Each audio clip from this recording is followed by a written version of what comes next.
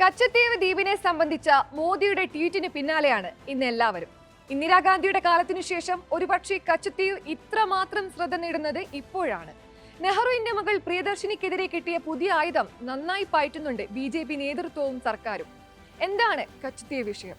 എന്തുകൊണ്ടായിരിക്കാം 1974 ഇന്ത്യ ഈ ദ്വീപ് ഉപേക്ഷിച്ചത്? എന്താണ് ഇതിൽ DMKയുടെ റോൾ?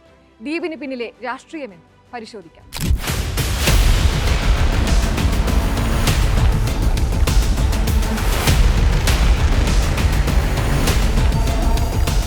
ഇന്ത്യക്കും ശ്രീലങ്കയ്ക്കും ഇടയിൽ സ്ഥിതി ചെയ്യുന്ന ഒരു ചെറിയ ദ്വീപാണ് കച്ചത്തീവ്. ആൾതാമസമില്ലാത്ത ഒരു കൊച്ചു ദ്വീപ്.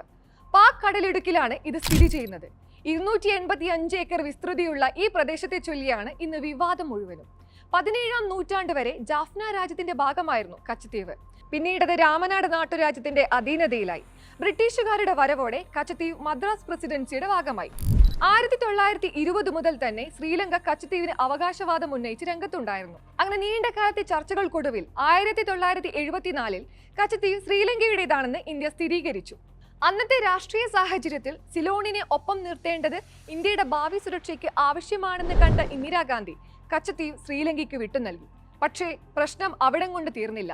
ശേഷം വിഷയത്തിൽ വീണ്ടും ഗൗരവം ഉണ്ടാകുന്നത് 2009 കരാർ പ്രകാരം കച്ചത്തീവിലേക്ക് വരാൻ മത്സ്യത്തൊഴിലാളികൾക്കോ മറ്റ് യാത്രികർക്കോ പ്രത്യേക അനുമതിയോ പാസ്പോർട്ടോ ആവശ്യമില്ലെന്ന് ധാരണയുണ്ടായിരുന്നു.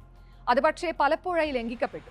2011 അന്ന് തമിഴ്നാട് മുഖ്യമന്ത്രിയായിരുന്ന ജയലളിത പ്രശ്നത്തിൽ ഇടപെടണമെന്ന് ആവശ്യപ്പെട്ട് സുപ്രീം കോടതിയെ സമീപിച്ചു. എന്നാൽ ഇത് പാർലമെന്റിൽ തീർപ്പാക്കേണ്ട വിഷയമാണെന്ന് പറഞ്ഞ കോടതി പ്രശ്നത്തിൽ ഇടപെടാൻ വിസമ്മതിച്ചു. 2014 വിഷയം വീണ്ടും കോടതിയുടെ പക്കൽ വന്നപ്പോൾ കച്ചത്തീവ് തിരിച്ചു കിട്ടണമെങ്കിൽ അത് തിരിച്ചുപിടിക്കാൻ ഇന്ത്യ ശ്രീലങ്കയോട് യുദ്ധം ചെയ്യേണ്ടി വരുമെന്ന് അന്നത്തെ അറ്റോർണി ജനറൽ മുകുൾ റോത്തഗി കോടതിയിൽ പറഞ്ഞു. കഴിഞ്ഞ വർഷം ശ്രീലങ്കൻ പ്രധാനമന്ത്രി റനിൽ വിക്രമസിംഗയുടെ ഇന്ത്യ സന്ദർശനത്തിന് മുന്നോടിയായി തമിഴ്നാട് മുഖ്യമന്ത്രിയും DMKയുടെ നേതാവുമായ MK സ്റ്റാലിനും വിഷയം പ്രധാനമന്ത്രി മോദിയുടെ ശ്രദ്ധയിൽപ്പെടുത്തിയിരുന്നു. ഇന്ത്യ ശ്രീലങ്ക മാരിടൈം കരാർ തമിഴ്നാട് മത്സ്യത്തൊഴിലാളികളുടെ അവകാശങ്ങൾ ഹനിക്കുകയും അവരുടെ ഉപജീവന മാർഗത്തെ പ്രതികൂലമായി ബാധിക്കുകയും ചെയ്തതായി അദ്ദേഹം പറഞ്ഞു. 1974 കോൺഗ്രസ് സർക്കാരിന്റെ ദീർഘദർശനമില്ലാത്ത നിലപാടിനെ വിമർശിച്ചുകൊണ്ട് മോദി ട്വീറ്റ് ചെയ്തതിനു പിന്നാലെ വിഷയം കൂടുതൽ ചർച്ചയായി. 400 സീറ്റെന്ന് ലക്ഷ്യം വെച്ചിരിക്കുന്ന BJPക്ക് തമിഴ്നാട് നിർണായകമാണ്. സീറ്റ് ഉറപ്പിക്കാൻ ലക്ഷ്യമിട്ടുള്ള BJPയുടെ പുതിയ തന്ത്രമാണ് കച്ചത്തീവ് വിവാദമെന്ന് കോൺഗ്രസ് കുറ്റപ്പെടുത്തുന്നു. മുൻ DMK സർക്കാർ ചെയ്ത പാപത്തിന്റെ ഫലമാണ് ഇന്ന് തമിഴ്നാട്ടിലെ മത്സ്യത്തൊഴിലാളികൾ അനുഭവിക്കുന്നതെന്ന് പ്രധാനമന്ത്രി കുറ്റപ്പെടുത്തി. മോദി പറയുന്നത് പച്ചക്കള്ളമെന്ന് MK സ്റ്റാലിനും തിരിച്ചടിച്ചു. എന്നാൽ തമിഴ്നാട് BJP അധ്യക്ഷൻ അണ്ണാമലയ്ക്ക് ലഭിച്ച വിവരാവകാശ രേഖ പ്രകാരം 1974 വിദേശകാര്യ സെക്രട്ടറി അന്നത്തെ തമിഴ്നാട് മുഖ്യമന്ത്രി കരുണാനിധിയെ സന്ദർശിച്ചുവെന്നും അദ്ദേഹത്തിന്റെ അറിവോടെയാണ് ഇന്ദിരാഗാന്ധി കരാറിൽ എത്തിച്ചേർന്നത് എന്നാണ് വാദം. തമിഴ്നാട്ടിലെ 15 മണ്ഡലങ്ങളിൽ മത്സ്യത്തൊഴിലാളി വോട്ട് നിർണായകമാണ്. തമിഴ്നാട്ടിൽ നിന്നുള്ള മത്സ്യത്തൊഴിലാളികളെ സമുദ്രാതിർത്തി ലംഘിച്ചു എന്ന കാരണം പറഞ്ഞ് ശ്രീലങ്കൻ നാവികസേന അറസ്റ്റ് ചെയ്യുന്നത് പതിവാണ്.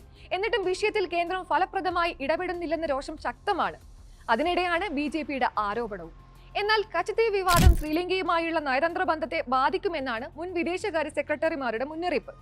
എന്തുതന്നെയായാലും കച്ചത്തീവ് ഇന്ന് ശ്രീലങ്കയുടെ മണ്ണാണ്. വിവാദങ്ങൾക്ക് പിന്നാലെ ശ്രീലങ്കൻ വിദേശകാര്യ മന്ത്രാലയം കച്ചത്തീവ് ശ്രീലങ്കയുടേതാണെന്നും അതിൽ സംശയമേതുമില്ലെന്നും തങ്ങളുടെ വെബ് പേജിൽ കുറിച്ചു.